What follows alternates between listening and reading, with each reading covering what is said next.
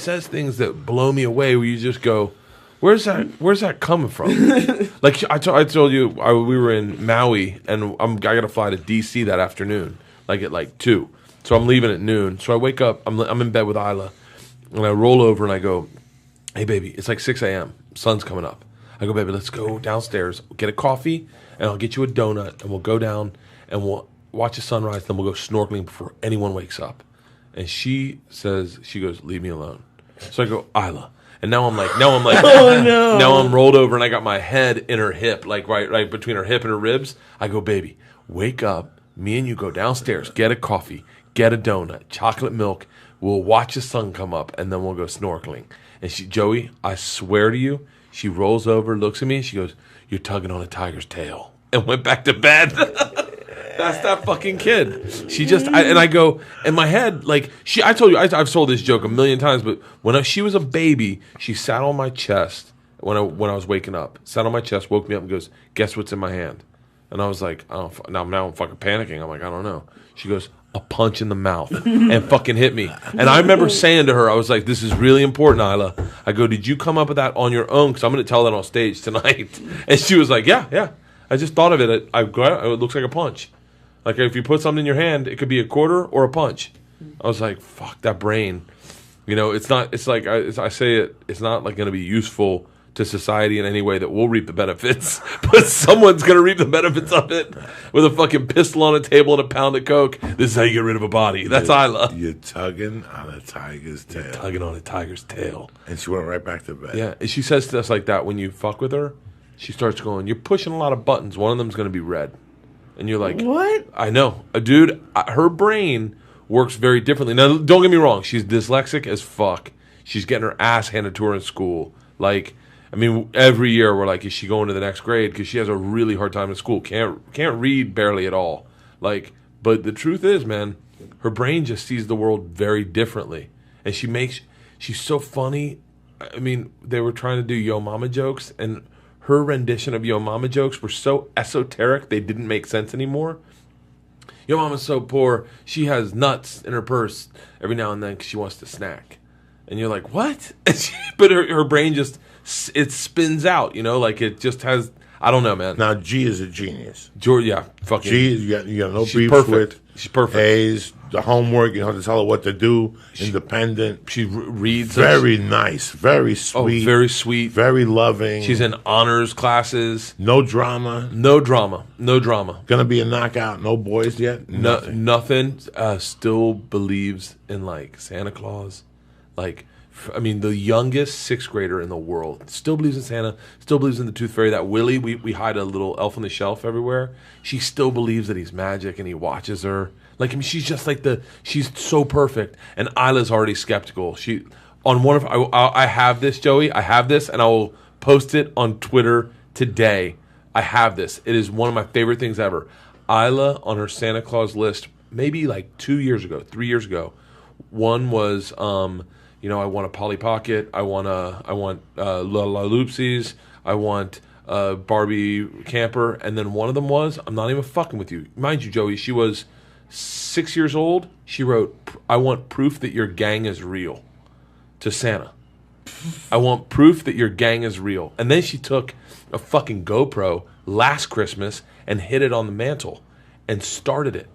And I went, and I saw it. She was trying to catch Santa Claus. Started it. So I go in. I see it. It's fucking blinking red light in the middle of our living room.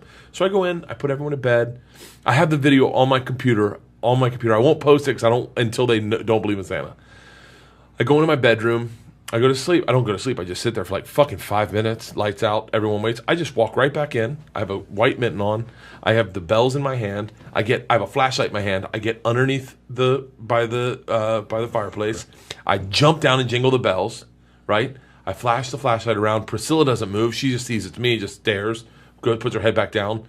I reach my hand up with the mitten. I grab the GoPro. I turn it around, and then I turn on the lights, and I start walking around with bells and moving presents around. Then I take that and then I let it play all fucking night long. I then take that video, and I simply splice out me walking in the room on iMovie.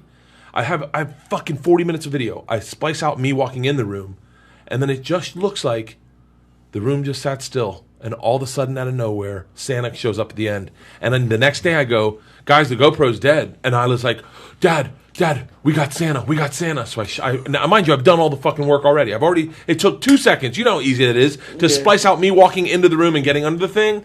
And I just take it and I fucking let it play out for the whole 30 minutes. Like 30, 45 minutes. I let it watch the whole thing and they're like, I don't see it. Fast forward. I'm like, all right, I'm fast forwarding. All of a sudden they see Santa and Isla's like, holy shit. They see the glove come up. They see it turn around. And Georgia starts looking at me like, mind you, I thought she'd stop believing. She started looking at me like she found Jesus. Like, holy shit, like, Santa's fucking real. And I was like, I don't know what to tell you guys. My dad looks at me, he's like, I think you're fucking your kids up.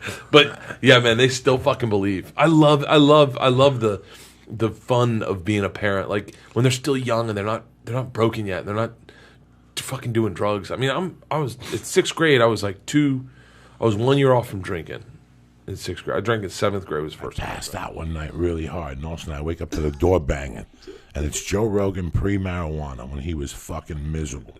I always say he was an ape. You ever see the evolution of an ape? That's when he was an ape. Yeah. If you didn't know Joe pre-marijuana, I it was like spurts. There was something missing.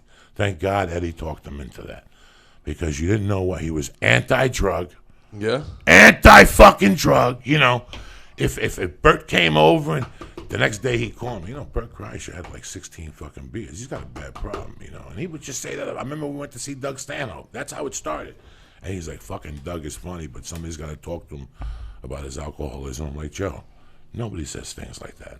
Like, nobody. I go, why would you say that? He goes, why would I say that? He had 11 beers and 4 shots of tequila on stage. That's how uptight Joe Rogan used to be.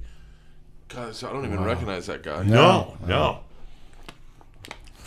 He gave me, Ricky Cruz, and Ralphie May shit for smoking pot at the Comedy Store one night. Really? That's how twisted he was then. He was very by the book. What's his name had just died from drugs. Who? The guy on Saturday Nights Live, his buddy on News Radio and all that. Oh, Phil Hartman. So he was very... Well, he got shot, though. Right. Something had had happened with coke Joe that he was very... And he would not discuss cocaine with me at that time. Like, he wouldn't... Like, I wouldn't ever be high in front of him. And one night, we all said goodnight. And I went back to my room, and I started watching TV. And I just passed out, guys. And I heard boom, boom, boom, boom. It's Joe Rogan with the security. Joey, open up the door. You all right? What the fuck? We were supposed to be downstairs at 8:30. Now we missed our fucking flight and all this shit. I'm like, hold on.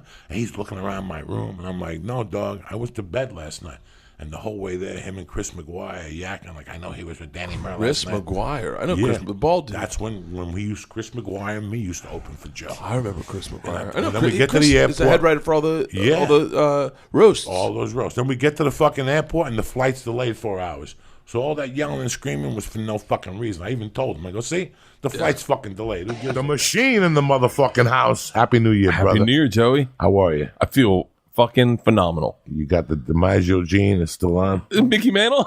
Mickey Mantle, whoever. DiMaggio gene? Some guy that's dead. I want his gene. That's good. I got the Mickey Mantle jeans flexing right now. Yeah, right. Good. Yeah, I'm fucking, dude, I start my tour tomorrow. Oh, my God. I've never been more excited I couldn't sleep last night. I was excited to be on tour. And you know how it is? What it is we travel so much just doing stand-up, and you'd watch people, like usually in the alt community would be like, this is my tour. And you're like, it's just the road. That's what we do. It never ends. But this fucking tour, it has like a finite time out there. And I'm like, oh, hell yeah. I'm just going to go hard as fuck for 4 months and just go. And this is everything you work for in this business. To do a big theater tour, hit New Zealand, Australia, Europe. Dude, I can't fucking wait. You taking the family with you? Leanne's flying out tomorrow because I got a tour bus. So Leanne's coming out and she's stocking the tour bus, making sure it's got everything that I need. Like she's going to buy blender, buy like sheets and blankets and stuff, chargers, lock it down.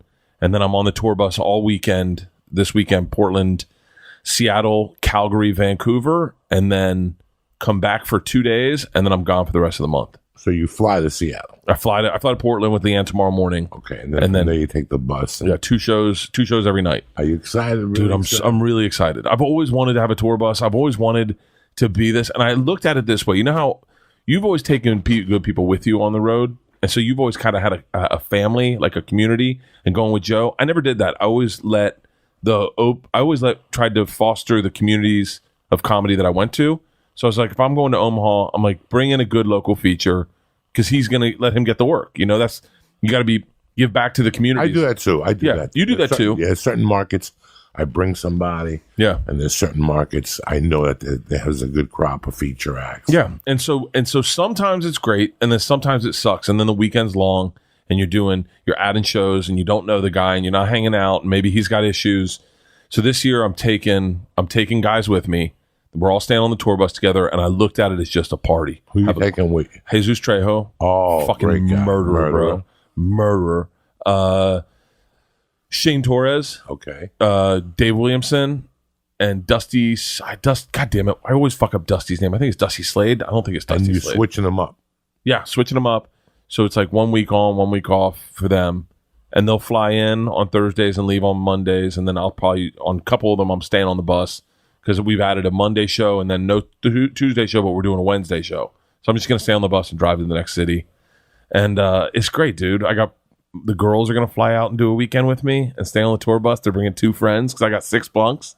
So I'll have 4 little girls hanging out in the tour bus, and they're going to love it. They're going to fly in Friday night, grab them Friday night. They'll go hang out in the tour bus. We'll drive Saturday, go do something fun during the day. They'll hang out that night, Saturday night, and come home Sunday. Now you're taking your family to Europe with you. Girls are coming to Europe. All the girls are coming to Europe and Australia with me. Jesus Christ. Yeah, but we're going to go. So I'm like, the European tour, I'm going to have them fly out to London or Paris. Maybe Paris. They've already been to London. Sure, Paris is such a safe place. That's why I want my daughter. I want her in Paris. Because you're always thinking. You know what I'm saying? We're going to hang out for like a week, and then I'm going to start the tour, and they're going to come to like the first venue. And same with Australia. Australia, I think I go to I do Sydney, and then I do New Zealand, and then I have like 4 days off. And so they're going to meet me in Sydney, and we're going to do some stuff in Australia. I can't wait. You documenting any of this? Have you considered it? I thought about it, but I didn't want to turn it into. I wanted to enjoy the moments. I'm going to be on Instagram a ton, you know that, and so I'm fucking all over Instagram. So I'll put it on Instagram. I'll probably shoot my own stuff, shoot it, edit it, put it on YouTube, and then I'm going to set up a podcast on the bus. So I'm going to do some podcasts with people like Diamond Dallas Page. We're doing a podcast in Atlanta. So it's going to be work too, but I can't fucking wait.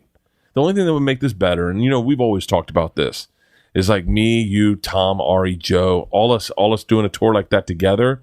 That would be the dream. No, I talked to Tommy Easter. Okay. And he said he went to the Dodger game the other day for $18. Right, yeah. Now, how the fuck? People tell me that $200 the fucking seats. How does Tommy Easter go for $18 fucking dollars? Well, it's the Game Time app, and there's other ones like it, but that's all it is. It's just. I mean, he sat in hell. He said, yeah, but he's in hell. do you know they have a medical marijuana smoking section at Dodger No, Stadium? No, do they not. don't. Yes, they do. No, there's no way. That's what he told me. I'll call him right now. Are you serious? Yeah, that they have a smoking section and a medical. I mean, you got to walk 8 miles. By the time you get there, you're like, we might as well leave. We're by the bus station. We're all the way in We're in fucking Silver Lake. Yeah, we're in Silver Lake already. So I heard there's a medical marijuana fucking little smoke pad there. Listen, you're gonna spark up at a fucking game anyway. There's nothing worse. You wouldn't be too nervous at a baseball game? Are you fucking kidding me? That's a homeless sparking a joint. I remember going to a Yankee game one time and looking down and seeing crack vials. Yeah. In 1993. Holy shit. That's too much. Seeing little crack vials in fucking Yankee Stadium. People sitting there with a cigarette. You don't know it. You don't smoke crack. You just smell something, but you're so enrolled in the game, you probably think it's popcorn. I would hate to go to a game with my daughter, with your daughters, and for them to go, Daddy, what's that smell? Yeah. You follow me? I would hate to do it. So I think that it's better. Just give them. Listen, it's legal. It might as well be legal here. Might as well be legal here. People smell it now and they go, God damn it. They go, what the fuck? We're going in like fucking Marines. You understand me? Welcome to church, motherfucker.